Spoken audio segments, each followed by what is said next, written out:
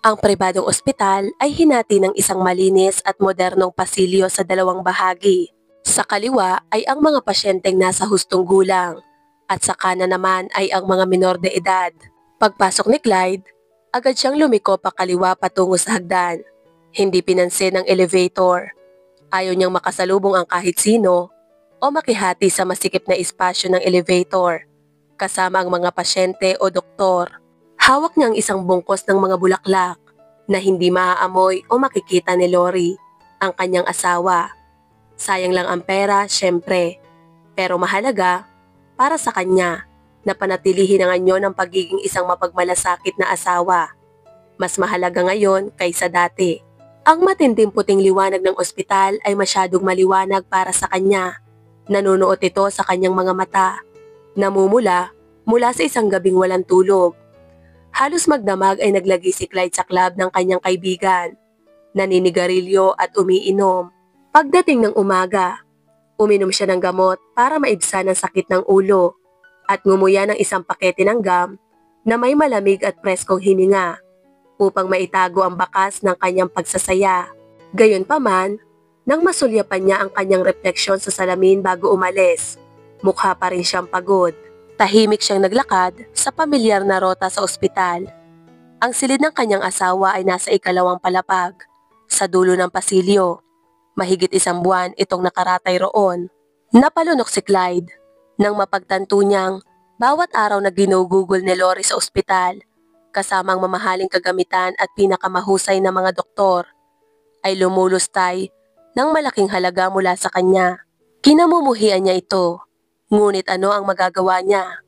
Magmungkahi na wala ng pag-asa at panahon na para pakawalan si Lori? Hilingin sa mga doktor na i-disconnecta siya sa mga makina? O ipahiwatig na dapat na siyang ilipat sa isang mas simpleng pasilidad? Hindi masyadong kahinahinala at maaaring mapanganib pa. Subalit si Clyde, na likas na duwag, ay hindi kayang isugal ang ganoong panganib. Pagdating sa silid, hinawakan ni Clyde ang doorknob upang buksan ang pinto. Ngunit bigla siyang natigilan. Oo, hindi mo dapat masyadong ikalungkot.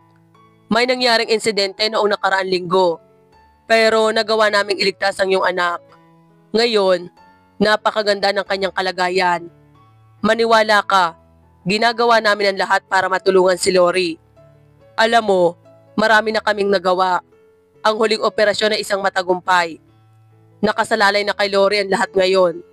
Bata pa ang kanyang katawan. Sigurado akong kakayanin niya ito at makakabangon siya. Sabi ng isang lalaki sa labas ng pinto. Pinakinggan ni Clyde ang usapan. Halos nakadikit na ang kanyang tainga sa pinto. Agad niyang nakilala ang kalmadong tinig ng doktor ni Lori, isang neurosurgeon. At siya rin mismo ang pinuno ng ospital, si Dr. Bruce. Hindi nagustuhan ni Clyde ang lalaking yon. Masyadong mabait, matuwid at hindi kayang bilhin. Kung iba lang ang nasa kanyang pwesto, matagal nang bumitaw si Lori sa buhay. Pero ang doktor na ito, patuloy pa ring sumusubok na iligtas siya.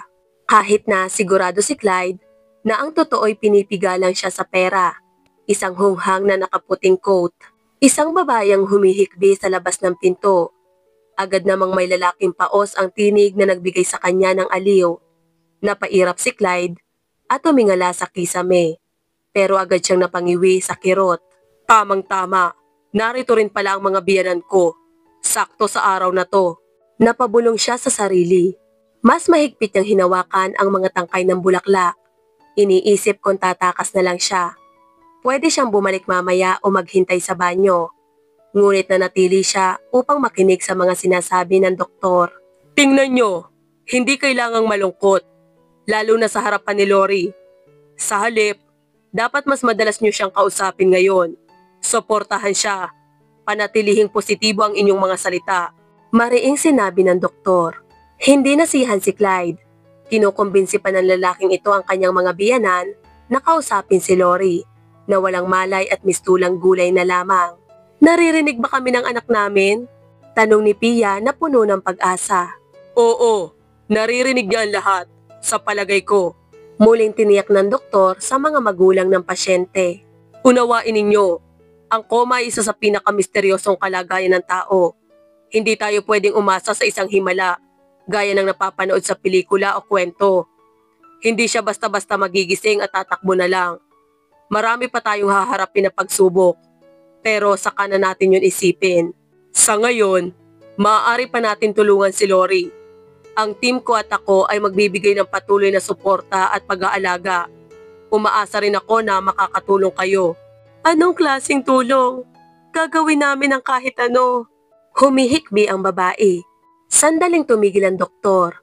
Bago muling nagsalita, pilit na nagpapaliwanag. Alam nyo, may isang pag-aaral na kamakailan lang inilathala sa isang medical na journal. Ayon sa article, mas mabilis at mas maayos ang paggaling ng mga pasyenteng nasa coma kapag sinusuportahan sila ng kanilang mga mahal sa buhay. Halimbawa, may mga pasyenteng pinapakinggan ang kanilang paboritong music, mga pamilyar na kwento o libro, o mas mabuti pa, mga naitalang kwento mula sa kanilang mga pamilya tungkol sa kanilang buhay. May mga tinig ng mga magulang, lolo't lola at mga kapatid. Gamit ang magnetic resonance imaging habang nagaganap ang mga pakikinig na ito, napansin ng mga siyentipiko ang makabuluhang pagtaas ng neural activity sa ilang bahagi ng utak ng mga pasyente. Pagkalipas ng ilang linggong uri ng ganitong stimulation, bumuti ang daloy ng pagaling at nagsimulang mag-respond ng mga pasyente sa ibang external stimuli. Napakunot noo si Clyde. Nagtataka siya kung totoo bang pinaniniwalaan ng doktor ang sinasabi nito o kung pagod na lang siya na panoorin ng mga magulang ni Lori habang pinapalunod ang silid sa kanilang mga luha. Bagamat madaling unawain ang paghihirap ng mga magulang, lalo na't si Lori ang huli at labis na minahal na anak ng mag-asawa. Lumaki siyang parang isang tunay na prinsesa. Ipinanganak ni Pia si Lori sa 3 pagkakataon, matapos ang 2 sunod na pagkakunan. Malalim ang naging pagdadalamhati ni Pia, ngunit laging nariyan si Bernard para suportahan ang kanyang asawa. Nang mabuntis siyang muli sa 3 pagkakataon, kakaunti na lang ang kanyang pag-asa. Subalit ayon kay Pia, tila ba sabik na sabik si Lori na makilala ang kanyang mga magulang. Tinawag ng mga doktor na isang tunay na himala ang pagsilang ng isang malusog na batang babae. Natural lamang na binalot ng labis na kagalakan ang mga magulang ni Lori. Hindi lang ng pagmamahal at pag-aalaga, kundi pati na rin ng lahat ng pribilehiyong kaya nilang ibigay. Noong mga panahong yon, naitatag na ng kanyang ama ang isang negosyo sa konstruksyon. Mula sa isang maliit na kumpanya, patuloy itong lumago at tumibay. Ilang taon ang nakalipas nang ipamana ni Bernard ang kanyang pinaghirapang negosyo sa kanyang anak na si Lori at magretiro para sa isang nararapat na pahinga. Naging karapat-dapat na tagapagmana si Lori. Mahusay na pinamunuan ang kumpanya. Dito niya nakilala si Clyde, na nooy isang manager sa isang bagong kumpanya ng mga materyales sa konstruksyon. Nagkita sila sa isang real estate forum na naglalayong magbigay ng business networking sa pagitan ng mga developers at mga constructors. Si Lori ang isa sa mga speaker sa forum, bagamat may ilang kalalakihan sa audience na nagdududa sa kakayahan ng isang babae sa larangan ng konstruksyon. Agad silang nabighani nang magsimula ng magsalita si Lori. Si Lori ay isang babae na puno ng tiwala sa sarili at hindi maikakailang napakaganda. Tila ba kinuha mula sa pabalat ng isang magazine. Taglay niya ang isang enerhiya na mahirap baliwalain. Hindi agad naglakas loob si Clyde na lapitan siya sapagkat isa lamang siyang manager mula sa isang ordinaryong pamilya. Gayunpaman, sumugal siya at lumabas na walang pakialam si Lori sa kanyang katayuan sa buhay. Nagustuhan niya si Clyde. Siya ay kaakit-akit, magaling magbiro at mahusay manligaw ng may paggalang. Agad niyang napagtanto na wala siyang mahahanap na mas mabuting kapareha sa buhay. Kaya matapos ang 6 na buwan mula nang sila'y magkakilala, nagpropose si Clyde kay Lori. At sa ikinagulat ng lahat, pumayag ang dalaga. Mabilis na umusbong ang pag-iibigan ni na Lori at Clyde. Hindi nagtagal, nagbitiw si Clyde sa kanyang trabaho upang magtrabaho sa kumpanya ng pamilya ni na Lori. Bagamat siya ang namumuno sa kumpanya, sanay sa pakikipagnegosasyon, paglutas ng mga alitan, at maging sa pagsusuot ng helmet. upang bumisita sa mga construction site. Nanatili siyang isang babaeng umiibig. Sa simula, naging maayos ang lahat. Tuwang-tuwa si Clyde sa bago niyang buhay, na puno ng kaginhawahan at kasaganaan. Hindi iniinda ni Lori na mas malaki ang kinikita niya kaysa sa kanyang asawa. Binilhan pa nga niya ito ng isang bagong marangyang kotse. Gayunpaman, hindi nagtagal at nagsimulang lumaki ang mga kagustuhan ni Clyde. Hindi na sapat kung anong meron siya. Bukod dito, unti-unti siyang naging paranoid. Isang taon matapos ang kanilang kasal, tuluyan ang sumabog ang galit ni Clyde. Sa tuwing galing sila sa mga pagtitipon, kasama ang mga kaibigan o kamag-anak, uuwi siya ng galit at puno ng hinanakit. Nakita mo ba kung paano nila ako tingnan? Para bang aso mo lang ako. Isang palamuti sa tabi ng asawa ko. Nakakainis. Galit niyang sambit mula sa isang New Year's Eve party. Lagi ka kasing tungkol sa kumpanya mo at ang mga plano mo. Dagdag pa niya habang nag-aalis ng korbata. Tinatanong nila ako tungkol doon. Sagot ni Lori, litong-lito habang tinatanggal ang kahangahangang hikaw na bigay ng kanyang mga magulang. Ano, dapat ba akong manahimik? Dapat lang. Lahat sila. Pinagtatawanan ako sa likod ko. Mamaya, sasabihin na lang nila na nandito lang ako para maging house husband mo. Tapos tatanungin nila ako kung anong mas magandang panlinis ng kubeta. Nahihibang ka na. Walang nag-iisip ng ganyan kundi ikaw. Sagot ni Lori, halatang naiinis na rin. Akala niya, maayos ang naging takbo ng party. Pero heto si Clyde. Pinalalaki ang mga bagay na wala naman talaga. Nanatiling matigas ang tindig ng lalaki, habang paulit-ulit na kinakabig at binibitawan ang kanyang kamao. Hindi na niya napigilan at sinabi ang matagal na niyang kinikimkim. Alam mo Lori, gusto kong opisyal mo nang ipasa sa akin ang pamamahala ng kumpanya. Kamakailan lang, na-promote si Clyde sa kumpanya ng kanyang asawa, na para bang naging kanang kamay na rin siya ni Lori. Pero tila ba, hindi yun sapat sa kanya. Bakit? Sagot ng babae, hindi makapaniwala. Dahil nagtatrabaho ako ng kasing hirap mo, pero wala namang may pakialam. Ako ang lalaki dito sa bahay, pero walang nakakakita nun, pati ikaw. Dapat, mag-settle down ka na. Bigyan mo na ako ng anak, Lori. Manatili ka na lang sa bahay. Alagaan mo ang pamilya natin. At ako na ang mamamahala sa negosyo. Yun ang tama. Namutla si Lori. Matagal na silang nagsusubok magkaanak mula nang sila ikasal, pero palaging bigo. Alam niya ang pinagdaanan ng kanyang ina at natatakot siyang mangyari rin yon sa kanya. Lihim na kinatatakutan ni Lori ang mabuntis at pagkatapos ay mawala ng anak. Marahil iyon ang dahilan kung bakit hindi sila nagtatagumpay. Dahil wala namang makitang problema ang mga doktor. Ngunit ang mga sinabi ni Clyde ang lalong nagpasakit sa kanya. Ang ama ko ang nagtayo ng kumpanyan to. You have everything, Clyde. Lahat nasa iyo na. Kapangyarihan, opisina, mga tauhan, pati power of attorney para makapirma ka ng mga dokumento. Lahat yan dahil sa akin. Pero ang kumpanyan to, mananatili sa akin. At pagkatapos, mapupunta to sa magiging anak natin. Napanganga si Clyde, saglit na natahimik, bago tuluyang naglabas ng masakit na pananalita. Sa mga anak na hindi mo naman kayang iluwal, mukhang mas magaling ka pa nga sa negosyo kaysa sa pagiging ina. Pagkasabi noon, lumabas siya at malakas na isinara ang pinto. Labis na nabigla si Lori sa pagtatalong yon, na tila lumitaw na lang mula sa kung saan. Ngunit yun pala, ang simula ng sunod-sunod nilang mga pagtatalo. Isang buwan na ang nakalipas, mula nang dumalo sila ni Clyde sa isang business party. Mabigat ang pakiramdam ni Lori noon. Palagi na silang nag-aaway ng kanyang asawa. Hindi na niya iniisip ang pagkakaroon ng anak. Ang nasa isip niya ngayon ay ang makipaghiwalay. Pero natatakot siyang sabihin ito. Para kay Lori, ang paghihiwalay ay parang pagkatalo, isang senyales na may mali. Kaya, paulit-ulit niyang binibigyan ng pagkakataon si Clyde. Ngunit lagi naman itong nasasayang. Sa party, sa kabila ng magulo niyang damdamin, nanatiling kalmado si Lori. Maganda at marangal. Tila isa siyang reyna sa isang pagtitipon. Tinitigan ni Clyde ang kanyang asawa na parang isang gutom na lobo, habang unti-unti siyang nalalasing. Malayo pa ang gabi para sa pagtatapos ng party nang bigla niyang putulin ang usapan ng kanyang asawa at ng kasosyo nito sa negosyo. Marahas niyang hinawakan ang siko ng asawa at hinila ito palayo. "Pasensya na, kailangan ko rin ang atensyon ng asawa ko." Sarkastiko niyang sabi habang napansin ang gulat sa mukha ng kausap ni Lori. "Anong ginagawa mo?"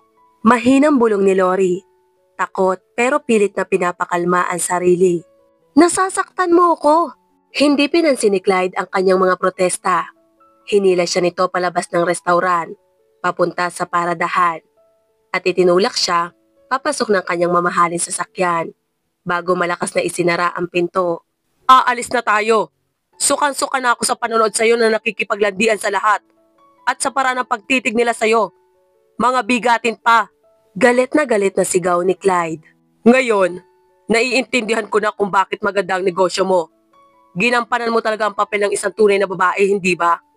Ilang beses mong ibinok ang mga hita mo para sa mga kontrata."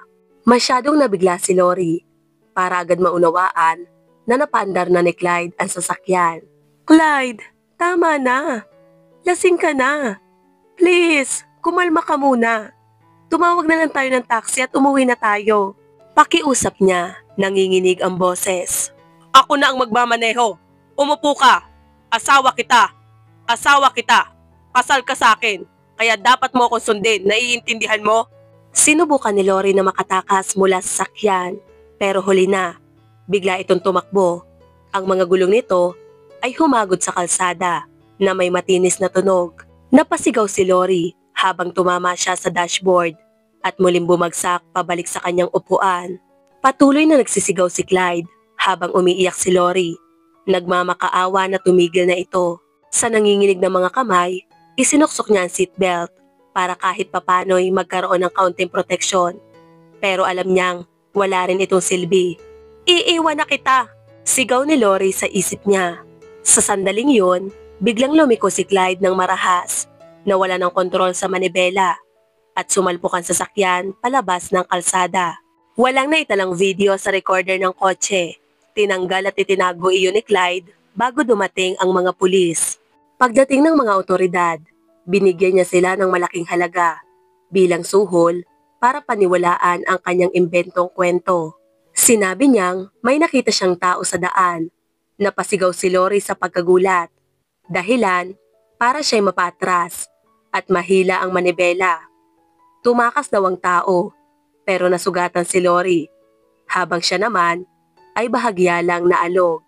Nagkaroon si Lori ng pinsala sa ulo na nagresulta sa pagdurugo ng kanyang utak. Pagkatapos ng operasyon, nauwi siya sa koma. Ngayon, regular na binibisita ni Clyde ang kanyang asawa. Nakaupo sa tabi ng kanyang kama habang naglalaro lang sa kanyang telepono. Kunwari nag-aalala. Nagdadala siya ng mga bulaklak at nagpapakita ng malungkot na ekspresyon tuwing pumapasok ang mga nurse. Nag-alala ang mga ito para kay Clyde. Inalok pa siya ng mga pampakalma. Pero ang nag-iisang taong hindi naloko ng pag-arte ni Clyde ay ang doktor. Ang nakakainis na si Dr. Bruce. Tinititigan siya nito na para bang nababasa ang totoong nararamdaman niya. Pilit na iniiwasan ni Clyde si Dr. Bruce. Pero ngayon, hindi siya pinalad. Narinig niya ang mga boses sa labas ng silid at saglit na tumahimik. Iniisip kung paano makatakas. Ngunit bumukas ang pinto. Ang biyanan niyang babae ang unang nakapansin sa kanya, hawak ng kanyang asawa, habang pinupunasan ng ilong gamit ang panyo. "Oh, Clyde, andito ka na naman, mahal kong anak," sabi ng biyanan niya habang niyayakap siya. Nagkunwaring malungkot si Clyde, pinipilit na maging kaaya-aya sa mga magulang ni Lori. Masaya na hindi siya nagsumbong tungkol sa kanilang mga problema sa pagsasama. Pagkatapos ng lahat, ang tunay niyang layunin ngayon ay ang kumpanya. Alam niyang hindi magtatagal at magiging multo na lang si Lori at iiwan sa kanya ang lahat. Ayaw na ni Clyde bumalik sa dati niyang buhay, sa maliit na apartment na narentahan niya sa gitna ng kung saan.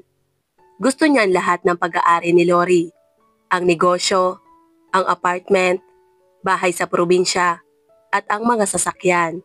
Alam niyang makukuha niya ang lahat ng ito sa sandaling tumigil ang mga makina sa silid na yon. at tuluyang umalingaw-ngaw ang huling tibok ng puso ni Lori. Clyde, mukha kang kawawa. Namamaga at namumula ang mga mata mo. At ang putla-putla mo. Pero ganyan naman tayong lahat ngayon. Huwag kang masyadong panghinaan ng loob. Ikaw ang bumubuhay sa kumpanya ngayon.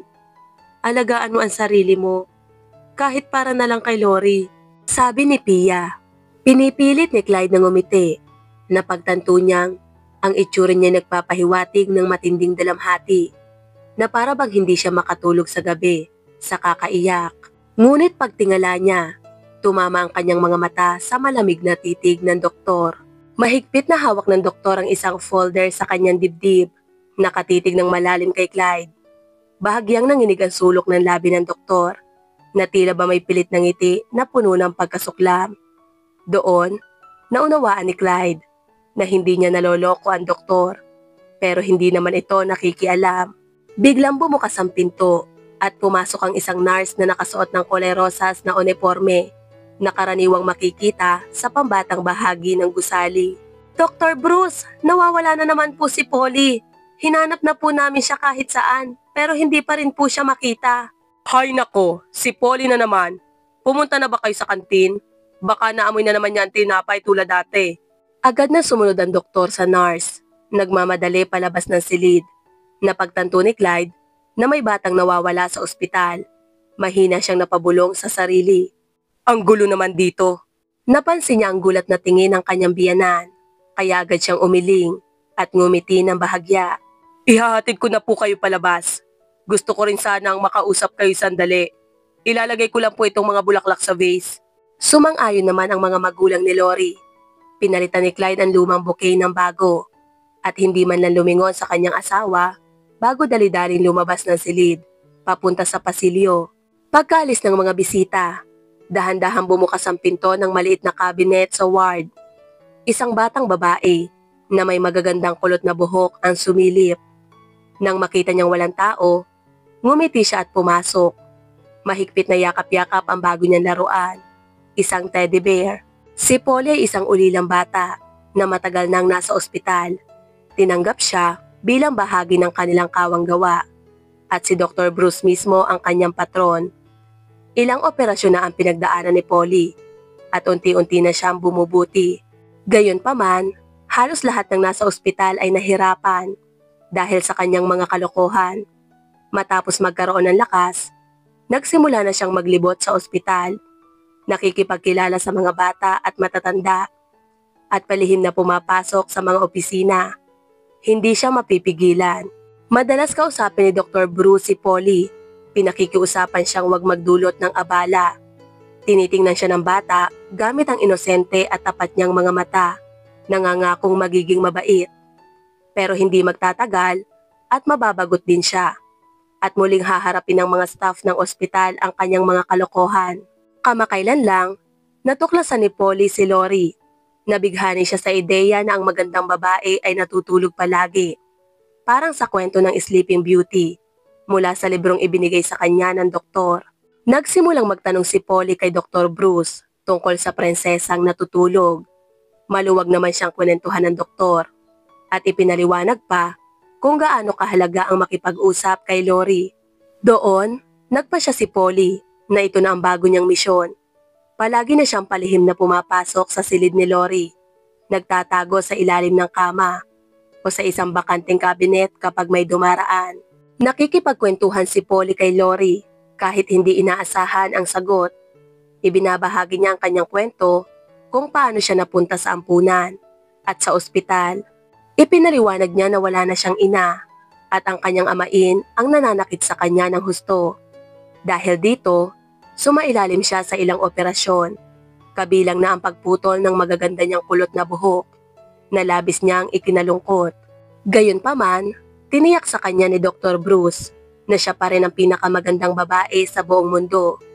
Binigyan pa siya ng doktor ng isang magandang damit at mga makukulay na laso para mapalakas ang kanyang kumpiyansa sa sarili. Ikinuwento ni Polly na sana raw ay may tatay siyang katulad ni Dr. Bruce. Inaalagaan siya, binibigyan ng mga regalo, madalas siyang kinakausap at pinapayagan pa siyang yakapin ito Ngayong araw, may dala na namang bagong regalo si Polly. Binigyan ako ni Dr. Bruce ng teddy bear. Kapag pinindot mo yung tiyan niya, nare-record lahat ng sinasabi ko. Tapos pinapatugtog niya pabalik kahit mahaba. Paliwanag ng bata habang ipinapakita ang kanyang bagong laruan. Pagkatapos, nagsimula na namang magkwento ang bata tungkol sa kanyang tagapangalaga. Napakabait ni Dr. Bruce. Siguradong ililigtas kanya. Siya ang pinakamahusay na doktor sa buong mundo. Matapos ang ilang sandaling pag-iisip, idinagdag ni Polly. May prinsipe ka na po ba, Ma'am Lori? Pwede kanyang ikis para magising ka kagad. Biglang lumaki ang mga mata ng bata nang may pumasok na ideya sa kanyang isip. Baka si Dr. Bruce na lang ang kumisayo. Mukha siyang prinsipe. At ikaw, parang totoong prinsesa. Huwag mo ring alalahanin yung buhok mo. Wala yon. Sigurado akong magugustuhan ka pa rin ni Doc. Sabi nga niya maganda ako, di ba? Hindi naman talaga umaasa si Polly ng sagot. Pero napansin niyang bahagyang gumalaw ang daliri ni Lori. Napakibit-balikat si Polly. Ngunit bago pa niya muling masuri ang nangyari, napatigil siya nang marinig ang mga yabag sa pasilyo. Napalingon siya sa pinto at mabilis na gumapang papunta sa ilalim ng kama habang yakap-yakap ang kanyang teddy bear. Akala niya yung nurse o si Dr. Bruce ang naghahanap sa kanya. Inilagay niya ang kanyang palad sa kanyang bibig para hindi matawa. Iniisip na isa na naman laro ng tagu-taguan ang nangyayari. Subalit napansin ni Polly na hindi pamilyar ang mga paa ng taong pumasok. Ang tinig na sumunod ay kakaiba at hindi kaaya-aya. Sawa na akong tingnan ka. Alam mo ba kung ano sinabi ng buwisit na Bruce na yon? Na naririnig mo raw ako. Kaya makinig ka kung kaya mo. Nakakainis ka, gets mo? Kailan ka mamamatay? Hanggang kailan mo kami pahihirapan? Pati mga magulang mo, mas magiging maayos kung bibitaw ka na. Kahit bumukas pa yung mga mata mo, anong silbi? Hindi ka na magiging tulad ng dati. Isa ka na lang inutil. Walang himalang mangyayari, Lori. Naiintindihan mo? Hindi kita aalagaan, sigurado yan. Wala nang dahilan para sirain ang buhay ng iba. Dinilaan niya ang kanyang mga labi matapos sabihin yon. Nanatiling nakahiga si Polly, nanlalamig sa takot, habang mahigpit na yakap-yakap ang kanyang teddy bear sa dibdib. Makinig ka. Pagod ka na rin, hindi ba? Gusto mo bang tulungan kita? Para matapos na lahat ng paghihirap mo. Hindi mo alam kung gaano ko to hinihintay o kung gaano kadalas ko tong iniisip. Dahan-dahan niyang inabot ang mga makina, ngunit nanginginig ang kanyang mga daliri. Wala siyang lakas ng loob at natatakot siyang mahuli at makulong. Hindi pa ngayon, maghihintay siya. Nagtagal si Clyde. Ikinuwento kay Lori kung paano siya mabubuhay nang wala ito at paano niya pamamahalaan ang kumpanya. Binanggit pa niya kung gaano siya kaswerte sa nangyari. Sinisi si Lori at nagyabang na binayaran niya ang mga pulis gamit ang pera ni Lori. Pagkatapos nito, umalis na siya. Hindi agad gumapang palabas si Polly mula sa ilalim ng kama. Nanatili siyang nakahiga doon, nanginginig at umiiyak sa takot. Natagpuan siya ni Dr. Bruce. Gusto niya sana itong pagalitan. Ngunit nang makita ang mukha ng bata, ang naipakita niya lamang ay pag-aalala. Iha, anong nangyari? Nasaktan ka ba? Hindi po. Naawa ako sa prinsesa. May masamang lalaki na dumating. Hikbi ni Polly. Hindi agad naintindihan ng doktor kung ano ang sinasabi ng bata. Inakala niyang nagkikwento na naman ito ng mga guni-guni. Polly, hindi ka dapat naglalaro dito. Delikado dito. Baka masaktan mo ang pasyente. Pero nakikinig po sa akin si Ma'am Lori. Mahal ko po siya. Sabi niyo, yung mga mahal ko mabilis na nagigising at gumalaw ang daliri niya. Ano? Gumalaw ang daliri niya? Gulat na tanong ng doktor. Ganito. Sabay gaya ni Polly gamit ang kanyang maliit na daliri. Agad na iniabot ng doktor si Polly sa nurse at pinadala sa kabilang bahagi ng ospital, habang siya naman ay nagmadaling bumalik kay Lori. Tama si Polly, bumubuti nga ang kalagayan ng babae. Makalipas ang ilang araw, nakatanggap ng masayang balita ang pamilya ni Lori. Nagkamalay na ang kanilang anak. Bagamat maaga pa para magdiwang, kapansin-pansin ang mabilis na pagbuti ni Lori. Inalagaan ng mga doktor si Lori at hindi nagtagal ay naging malinaw na siya ay nagwagi sa laban. Makakabalik na siya sa dati niyang buhay. Nang piniyagan na ang mga bisita, agad sinunggaban ni Polly ang pagkakataon. Dinala siya ng doktor sa silid ng babae. Humingi ng paumanhin. Matagal nang gustong dumalaw sa'yo ni Polly kahit bawal pa. Gusto ka talaga niyang makita. Ngumiti si Lori. Alam ko, parang narinig ko ang boses ng isang bata. Akala ko nananaginip ako. Iniisip kong anak ko siya, kahit wala naman akong anak. Pwede niyo naman po akong maging anak. Wala po akong mama. Biglang sabi ni Polly, tila wala lang. Oh, at si Dr. Bruce, pwede siyang maging papa ko. Ayaw niyo po ba siyang pakasalan? Pwede kanyang ikis? Nagkatinginan si Dr. Bruce at Lori, parehong naguguluhan. Polly, hindi yan tama. Saway ng doktor. Mahal, may asawa na ako. Napasinghap si Polly. Isang masamang lalaki, hindi kanya mahal. Gusto ka po niyang mawala. Nagulat si Lori. Nabahala naman ang doktor sa kondisyon nito at agad na lumapit para ilayo ang bata. Ngunit pinigilan siya ni Lori. Wait lang. Alam mo, habang nasa koma ako, may naririnig ako minsan. Pero ngayon, hindi ko na alam kung totoo o panaginip. Ang natatandaan ko lang, palaging umiiyak ang mami ko. Tumigil siya saglit, tila binabalikan ang nakaraan. Pero ang pinakanatatandaan ko ay ang boses ng isang bata. At parang narinig ko si Clyde. Ano nga ang sinabi niya? Nakakatakot ang mga sinabi niya. Sabihin mo sa akin, Polly, ano ang narinig mo? Tumingin si Polly sa doktor at pagkatapos ay sumigaw. Kailangan ko pong kunin ang teddy bear. Narinig niya po ang lahat. Napabuntong hininga ang doktor. Iniisip na bunga lang ito ng malikhaing imahinasyon ng bata. Ngunit, iginiit ni Polly na makinig ang mga nakakatanda. Kaya't napilitan silang sundin siya at labis silang nagulat sa kanilang narinig. Doon lang napagtanto ni Lori na hindi niya lang guni-guni ang mga sinabi ng kanyang asawa. Makalipas ang ilang oras, dumating si Clyde sa ospital. May nakapaskil ng ngiti sa kanyang mukha at kunwaring masaya sa pagaling ng kanyang asawa. Ngunit agad siyang pinigilan ng doktor. Anong problema? Naiinis na tanong ni Clyde. Hindi kita pwedeng papasukin. Hindi pa rin stable ang kalagayan ni Lori. May mga bumisita sa kanya ngayon at kailangan niyang magpahinga. Pero dahil nandito ka na din, halika sa opisina ko. Kailangan nating mag-usap. Napabuntong hininga si Clyde. Ngunit wala siyang nagawa kundi sumunod. Hindi niya namamalayan na diretso na siyang naglalakad papunta sa isang bitag. Sa loob ng opisina, inilabas ni Dr. Bruce ang teddy bear at pinatugtog ang naitalang pag-uusap. Namutla si Clyde at mabilis na sumugod patungo sa doktor. Makinig ka! Nagulat lang ako noon. Sino ba naman nagugustuhing magkaroon ng asawang baldado, ha? Kaya ako nagalit at nagsalita ng kung ano-ano. Palusot niya, pilit na nagpapaliwanag. Pagkatapos, tumingin siya sa doktor na may bahagyang pag-asa. Ano bang gusto mo? Kapalit ng katahimikan, ang katotohanan. Sabihin mo sa akin ang lahat ng nangyari. Walang labis, walang kulang. Isusulat ko ito para sa siyentipikong pag-aaral tungkol sa pag-uugali ng tao. Wala akong interes sa pera. Napangisi si Clyde. Iniisip na madali siyang nakalusot. Agad niyang inilahad ang buong kwento. Hindi man lang nangamba kung totoo o hindi ang sinasabi niya. Wala siyang talino upang bumuo ng isang kapanipaniwalang kwento sa ganoong kabilis. Kung tutuusin, mas magaling pa sanang magsinungaling si Polly kaysa sa kanya. Hindi alam ni Clyde na may nakikinig sa kanya. Si Lori, ang kanyang mga magulang at 2 pulis. Agad siyang inaresto at kinasuhan ng tangkang pagpatay sa kanyang asawa, panunuhol at iba pang krimen. Ang kasal ni na Clyde at Lori ay pina-annulled habang mabilis namang nakabawi si Lori. Pinalakas ng suporta ng kanyang mga magulang, ni Polly at ni Dr. Bruce. Nang dumating ang araw na kailangang i-discharge si Lori mula sa ospital, umiyak si Polly ng husto.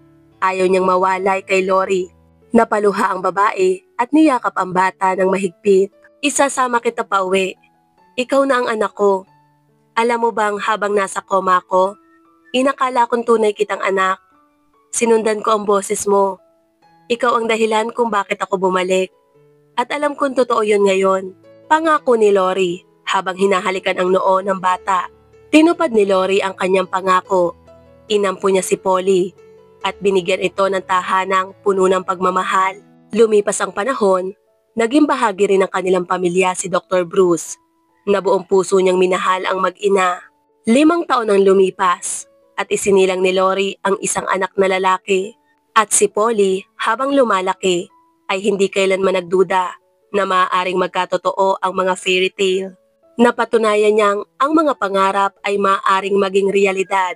Sa wakas, natupad ang kanyang pangarap na magkaroon ng isang masayang pamilya at nasaksihan niya kung paano nagising ang isang natutulog na prinsesa at natagpuan ang kanyang prinsipe.